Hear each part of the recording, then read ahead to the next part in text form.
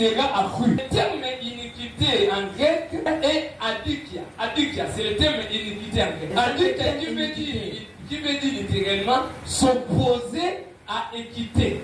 Équité, c'est ce qui est juste, ce qui est droit, s'opposer à équité. Alors, lorsque nous comprenons l'iniquité c'est un péché ou ce n'est pas un péché?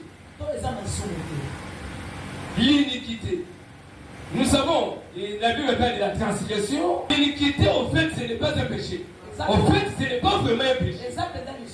Mais si tu me dis, c'est quoi? L'iniquité, ce n'est pas un péché, mais l'iniquité, c'est l'iniquité. Ce n'est pas vraiment un péché, mais c'est l'iniquité. Mais si je peux parler du terme du péché, c'est-à-dire, on dira par rapport au péché, l'iniquité, c'est un mal, c'est une faute, c'est une offense à Dieu, c'est une transgression de la loi de Dieu. L'iniquité est un péché, ce n'est pas comme péché, ce n'est pas comme un mal tout simplement, mais l'iniquité c'est l'iniquité. Mais si nous pouvons les classer parmi les péchés, nous dirons l'iniquité est un péché de l'extrême flagrance. Si nous pouvons les classer parmi les péchés, nous dirons que c'est un péché de l'extrême extrême flagrant, est un péché contre Dieu et des révoltes contre Dieu. Si je peux les classer parmi les péchés, nous dirons que c'est un péché de l'extrême flagrant. Et simplement, je dirais l'iniquité, c'est un crime contre Dieu. C'est un crime contre Dieu. Troisièmement, je dirais l'iniquité d'après la lumière de la parole de Dieu, c'est un signe d'abandon de Dieu. C'est ça l'iniquité. C'est quand est-ce qu'on parlera de l'iniquité? On parlera de l'iniquité lorsqu'il y a ces trois choses importantes. Et je vous ai dit, si nous pouvons l'appeler péché, c'est un péché de l'extrême flagrant. Nous sommes en train d'introduire notre message. On ne peut pas parler de l'iniquité, il y a ces éléments ici. Si on appelle ça péché, c'est un péché de l'extrême flagrant. C'est-à-dire, mais on ne peut pas parler que tu es en train de commettre l'iniquité pour autant parler de ces choses ou voir ces choses. La première des choses, on parlait de l'iniquité lorsque quelqu'un connaît la parole. Il a reçu la parole de Dieu. Il connaît la parole que Dieu lui a dit. Il a la révélation de la parole. Il connaît, il a les instructions de Jésus. La première chose, il a ça. Il connaît, il a parlé de ces choses. Il a aussi la capacité nécessaire d'obéir à cette parole que Dieu lui a donnée, à faire la volonté de Dieu. Troisième chose, il accepte. Il a accepté cette parole que Dieu lui a donnée. Il a accepté cette parole. Et il s'est engagé à obéir à cette parole. Cette parole qui vient de Dieu, il a accepté ça. Et il s'est engagé à obéir à ces trois éléments. Il connaît la volonté de Dieu. Il connaît ce que Dieu lui a dit. Ce qui est mal, ce qui est bien.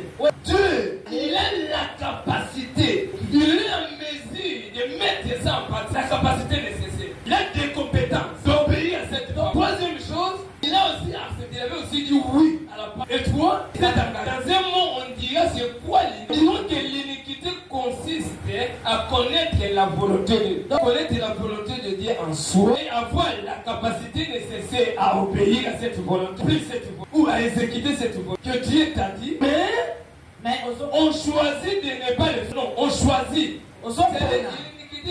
C'est-à-dire nzambe ayebike ayebi sur yango ondimi yango oza mpe na makoki ya kosala yango. Tu connais et Dieu sait que tu es capable de le faire ou tu choisis de ne pas le faire. C'est-à-dire tu refuses de le faire ou d'accepter de faire la volonté. On dirait que l'iniquité c'est révolteux. Donc contre de faire la volonté de Dieu, on connaît et auquel on a la capacité de le faire. C'est-à-dire c'est un crime contre Dieu. Un crime c'est une infraction comme grave. Un crime c'est une infraction grave. Un crime c'est une infraction grave. Et la loi punit d'une peine de réclusion, de détention entre 10 ans et la perpétuité. Crime c'est des infractions grave.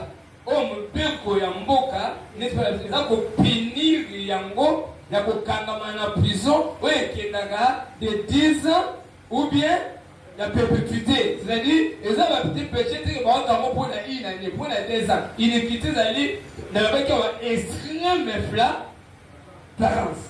est un crime contre Dieu. Je suis en train de prier que nous ne serions pas des hommes de Dieu qui ont tenté de pécher contre Dieu. Parce que l'iniquité, c'est un péché contre Dieu. Est un signe d'abandon. Ça, c'est l'iniquité. C'est le genre de crime de l'extrême flagrance que Jonas était pris à faire. C'est un crime, le genre de l'extrême flagrance que Jonas était pris à faire.